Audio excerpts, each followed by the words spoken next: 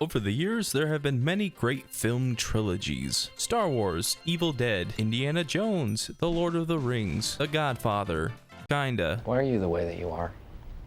Honestly, every time I try to do something fun. And there's even a few examples of more recent great film trilogies, like The Dark Knight, or Planet of the Apes, and Guardians of the Galaxy, which just ended last year. But while there has been a lot of great film trilogies, it is sort of a rare phenomenon. For every one trilogy that succeeds, there are many that fail. For every Guardians of the Galaxy, there is an Ant-Man. For every Star Wars, there is another Star Wars. Because it's incredibly difficult to make one good movie, let alone 3. But now we have Denis Villeneuve's Dune, a sci-fi epic that I believe is the beginning of the next great film trilogy, and has the potential to be one of the most important and impactful trilogies of modern times. So I'm gonna analyze Dune and explain the elements that make this the perfect starting point for part 2 and the inevitable part 3. Because in order for a trilogy to be great, it has to start with a solid foundation. The movie begins on Arrakis, the desert planet that is the primary setting and focal point of the film. It's basically just Tatooine from Star Wars,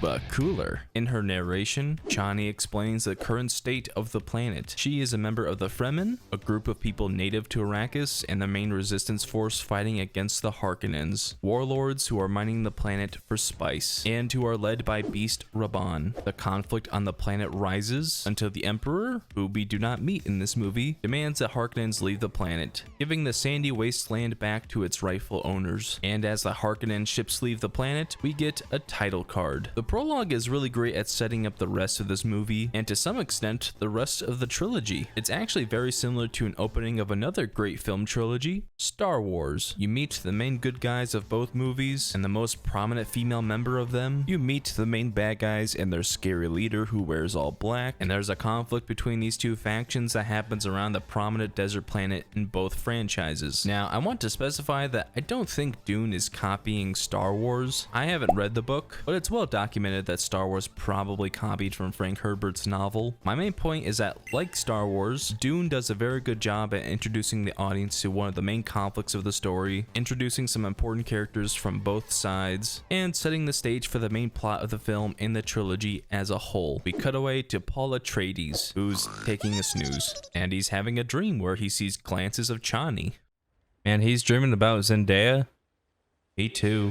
He wakes up and has breakfast with his mom, Jessica, who's a Bene Gesserit. But that's really hard to say, so I'm just gonna call her a space wizard. She demands Paul practice using his voice, a type of space magic he inherited from his mom, who again is a space wizard. He uses the voice and almost convinces her to pass the water, but he still needs more practice because it's not very effective. We cut away to a spaceship arriving on the Atreides home world. It's representatives from the Emperor who are making arrangements to send Duke Leto Atreides and his forces to Arrakis. And without hesitation, Duke Leto says, "The Emperor asks us to bring peace to Arrakis.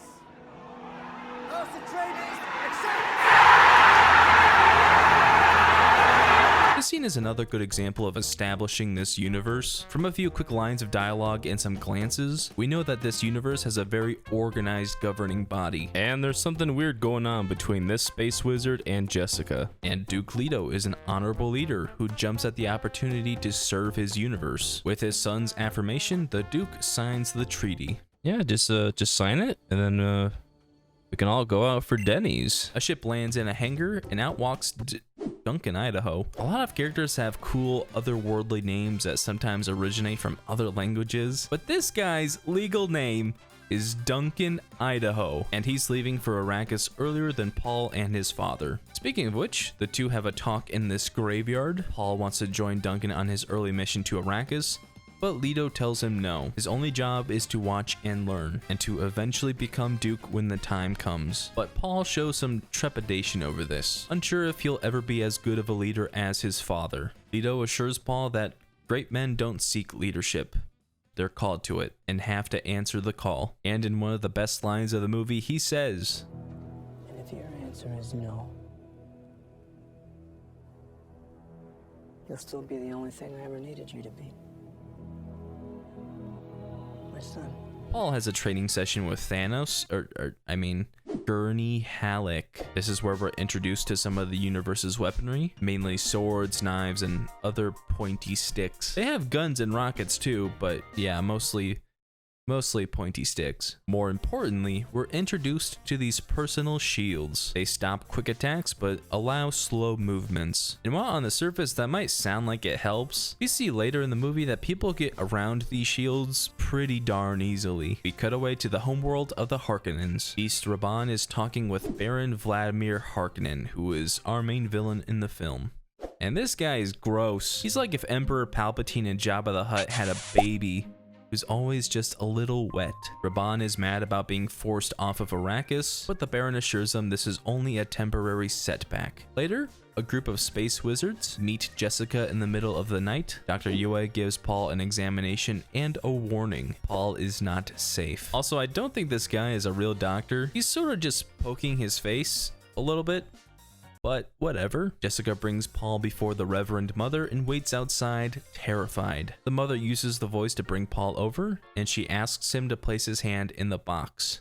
Put your right hand in the box. It's the Dune 2 popcorn bucket. Your mother, baby. Put your hand in the bucket. She sticks a poison needle to his neck as the box causes him pain. She's testing him. If he removes his hand, it would prove that he isn't worthy to have the voice, because he lacks the necessary willpower to wield it. But luckily, Paul passes the test, and as the space wizards leave, they tell Jessica that Paul could be the prophesized one. In other words, he's the chosen one. While this trope might be overused, when done right, it's a good way to make a trilogy feel like one cohesive story. The best example of this is Frodo from Lord of the Rings. In the very first film, he's established as the chosen one, the person who's going to take the ring to Mordor and destroy it. And establishing Paul's chosen one status early on allows the audience to see how he develops into the one, and to anticipate what that prophecy truly means. The next morning, Paul is standing by the water for one final time, before he and his family pack up and travel to Arrakis. The Atreides ships land and the doors open. They walk out of the ship and the bagpipe player goes buck wild. Man, look at him go. This is the most important day in this bagpiper's life and he is killing it. I love this part. Duke Leto's family rushes out to meet his advisor, and they go and take a tour of their new home, and they fly in an ornithopter, I hope I'm saying that right, which has quickly become a top 10 coolest sci-fi ship ever. There's even a cool Lego set of it that I really want. They arrive at their main compound, where Duke Leto charges Halleck with protecting the spice refinery, as well as the landing bay, as those are the two most valuable and vulnerable places on the planet. The rest of the Atreides family is settling in, Jessica is selecting her personal housekeeper, and Paul is in his room, studying up on Arrakis. He's watching Fremen doing the Sandwalk, and this hologram of a little mouse. But then an assassin robot burns a hole through his wall, and enters the room. Paul quietly moves into the hologram to disguise himself. The robot almost finds him, but is stopped when the housekeeper walks in, and Paul destroys the tiny assassin before it can get to her. The Duke's advisor and the guards go into panic mode, finding a dead Fremen who buried himself in the wall, and Leto demands they search the compound top to bottom to find the intruders. We cut back to the Harkonnen homeworld where we see this thing. The thing must leave. Why does it have a butt? Why does it have hands? What am I looking at? The Reverend Mother's having a private chat with Baron Vladimir. The Baron is planning to attack House Atreides on Arrakis, and the Space Wizard requests that Jessica and Paul be spared, because they're a part of the Bene Gesserit Space Wizard thing. Baron agrees to this, but secretly plans on dumping them into the desert and leaving them for dead. And he floats up in the air to assert dominance. We cut away to Duncan, Idaho, who has returned from his time living with the Fremen. He tells Duke Leto about how good of fighters they are, and that there are millions of them. And that's when the leader of the Fremen, Stilgar, shows up to meet with the Duke. They do some spittin' and negotiate a peace between House Atreides and the Fremen. And on his way out, Stilgar says, "Yeah, I recognize you. You were a little woman." The next day, we meet Dr. Liet Kynes, who introduces the audience to the still suits. And these suits have drip. Literally. They recycle your sweat and fluids and turn them into drinking water. The doctor shows Leto one of his spice mining machines, and in the distance, they spot a worm approaching. But when the extract team tries to grab the machine, one of the attachment points malfunctions. So to save the lives of the 21 men on board, Leto Atreides takes action. Him and the other pilots land their ships as Paul and Halleck ushered the workers to safety. As he steps on the dunes for the first time, Paul breathes in some of the spice. The drugs are giving him a real bad trip, and he's sitting there having a chat with the machine. I just don't get it, man. I have dreams about her every night, but she chose Spider-Man over me. It's messed up, man. Halleck grabs Paul and the two run for safety. The worm begins to displace the sand underneath their feet, but Leto sweeps in and the two manage to climb aboard, and they watch in the air as the worm devours the spice mining machine. Dr. Yue is examining Paul. Again, he's just kind of poking him and calling it medicine. Paul had a strong reaction to the spice, activating his vivid dreams, where he saw himself with Chani and he saw his mother with some sick ink. Just like the audience, Paul isn't quite sure what he's seeing, whether they're hallucinations, dreams, or prophecies. We cut away to the homeworld of the Imperial Army, where this dude is supplying some sick tunes. Oh, this is my jam. Although I much prefer the hamburger version. Hamburger, hamburger, hamburger, hamburger, cheeseburger, cheeseburger, cheeseburger. A Harkonnen representative is there to recruit the Imperial Army. And now the stage is set for the assault on Arrakis. House Atreides turns down for the night. Paul pops a Zanny and gets some shut-eye. Jessica pokes Leto's face and he too manages to get to sleep. I swear, one time a dude said this face poking thing works, and now the entire universe is under some sort of placebo effect. But then these guards are attacked and put under some sort of paralysis, as the saboteur disables the compound's lights and defenses. Duke Leto wakes up and investigates. He finds the housekeeper laying on the floor and walks over. She's been wounded and dies before saying anything. And then her attacker attacks the Duke, shooting a dart that gets stuck in his personal shield. He spins around trying to find the assailant, but it's too late. The dart bypasses his shield and sinks into his back, paralyzing him. Yet another example of those shields not doing much of anything. And the mystery attacker is revealed to be Dr. Yue. I knew he wasn't a real doctor! In the barracks, Halleck is woken up because the air raids have begun. Atreides' ships of all times are being bombed by the incoming Harkonnen warships. And something I haven't mentioned until now is Denis Villeneuve's directing. I think it goes without saying that he's one of the best living directors. I mean, his work on Prisoners, Sicario, Arrival, and of course Blade Runner 2049 speaks for itself. He has made some of the best movies of the past decade, and his work on Dune is spectacular. Every frame of this movie looks beautiful, and there's an added benefit for trilogies having a single director. Indiana Jones had one director. All three movies are great. The Dark Knight had one director. All three movies are great. Spider-Man had one director. All three movies are great. All three movies. And this assault on Arrakis is one of my favorite modern action sequences. Everything is on fire, the CGI is practically spotless, and during this initial ground assault, the movie has one of the greatest needle drops in movie history. I like to think the bagpipe player from earlier was here, and he was going full force, playing as loud as he could. And I of course want to give props to Hans Zimmer for yet again writing another great score. The palace troopers are fighting off the Harkonnen troops, but it quickly becomes a losing battle when the Imperial Army drops behind them.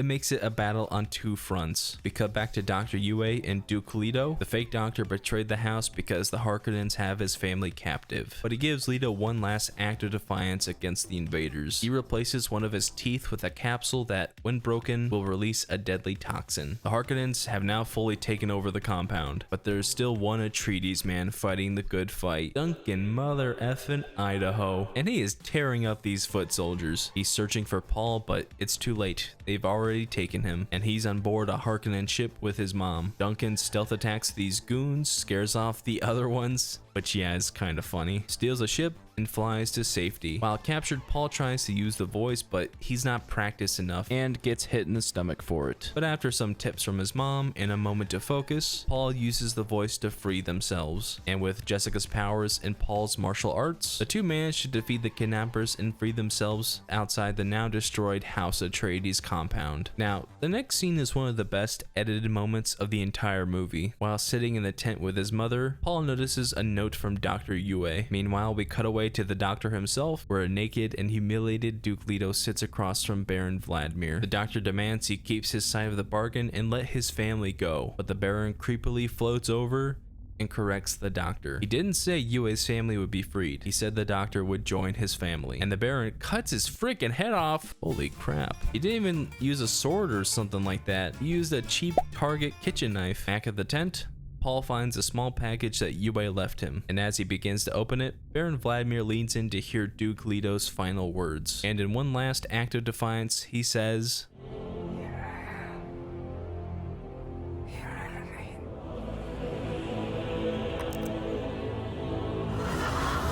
his final breath spreads in the room, killing the Harkonnens, as Paul finds his father's ring, making him the new Duke of House Atreides. Man, I love this scene so much. The way it cuts back between Paul in his tent and his father in the dining room, Paul fully realizing the gravity of the situation, and Oscar Isaac's great acting. I have no idea how he managed to be paralyzed and cry, but he pulled it off, and it is heartbreaking. The mixture of his father's death and the spice he's breathing in causes Paul to freak out and see visions of possible futures. His mom holds him as the two mourn the destruction of their family and house. And I think now is a good time to mention, Timothée Chalamet is a great lead to this series. I know people have heavily criticized some of his more recent work, but he brings a lot of complexity to this role, and you can see him as this young boy who's finding his place in this universe. He brings a lot of charm and a lot of raw emotion. He's a great lead, and I'm excited to see how both the character and his performance evolves over the course of this trilogy. The next morning, Duncan meets up with Dr. Kynes, and the Harkonnens go to clean up the mess left by Leto's poison surprise. They wheel in a space vacuum, and up on the ceiling is Baron Vladimir. Somehow he managed to survive the assassination attempt. Paul and Jessica wake up and dig themselves out of their hidey hole, and very coincidentally, Duncan Idaho flies over and lands to save them. Well, that's just lazy writing.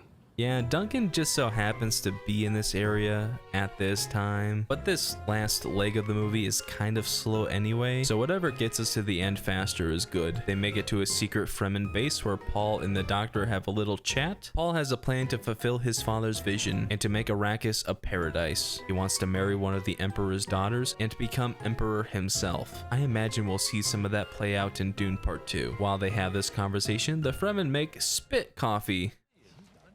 Ew. Right above them, we see the enemy forces slowly start to float down. This scene is so cool. I love how quiet it is, and when it pans down to reveal that the Fremen have set a trap and are buried under the sand. Aw man, this is awesome. They jump out of the ground and the brawl begins. They hear the commotion as Duncan Idaho prepares for a fight. His final fight. Duncan seals the door behind him, honoring his Duke with a salute. I've seen a lot of sacrifice scenes in my day, but Duncan's is something else. We saw this Imperial army take out the Atreides forces with ease, and they are struggling to take down this one guy. And of course, the choreography, the music, the shot composition, everything about this scene is top tier. Sadly, the enemies have the numbers and Duncan is killed. They begin cutting through the door, trapping Paul, Jessica, and the doctor on the wrong side of the room. But then,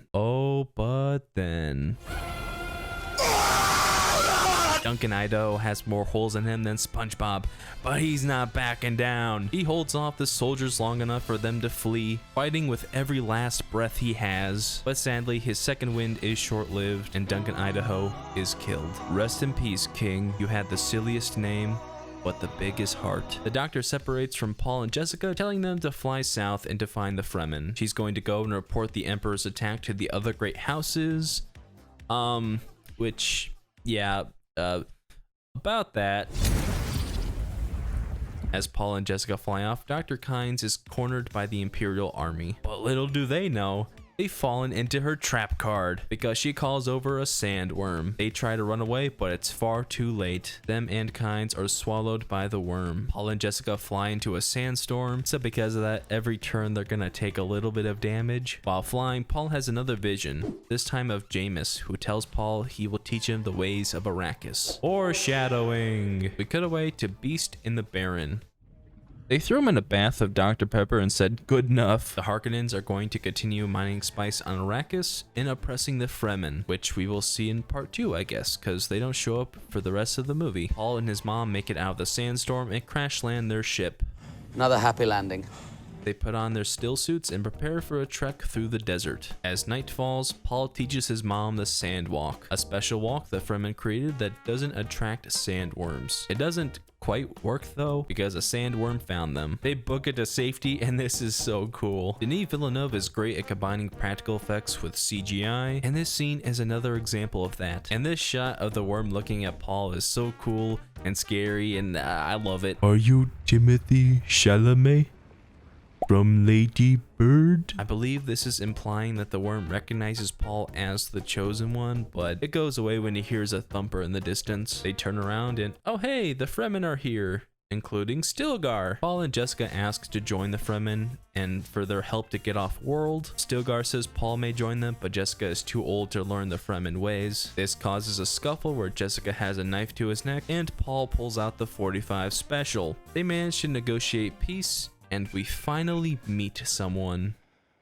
Wow, it's kind of insane that we only officially meet her over 2 hours into the movie. Paul and Jessica will now stay with the Fremen, but Jameis, whom we saw earlier in flashbacks, is not happy about this and challenges Jessica to a ritual combat. And of course, Paul steps up to fight on her behalf. For as grand and epic as this movie has been, it's really cool that the climax is a 1v1 between Paul and a character we only officially met a few seconds ago. Dune Part 1 features some huge grand battles, but the most important one for the story is this one between Paul and Jameis. That foreshadowing I mentioned earlier comes back into play here. Jameis said, "You have much to learn, and I will show you the ways of the desert." And he will teach Paul the ways of the desert, but not in the direct way. In their duel, Paul is forced to kill Jameis. Winning the duel and learning that in the desert and wherever else he may go, Paul will have to kill to survive. I think his arc in this movie is very well told. He started out as a young naive boy and ended up the leader who will do what needs to be done. And this is something that main characters of many trilogies go through in their first movie, like Luke Skywalker in Star Wars or Michael Corleone in The Godfather. And like in those trilogies, Paul will continue to grow and change in the next two films, but here, now, in Dune Part 1, this movie set the stage for who Paul is as a character. Paul and Jessica are now one with the Fremen.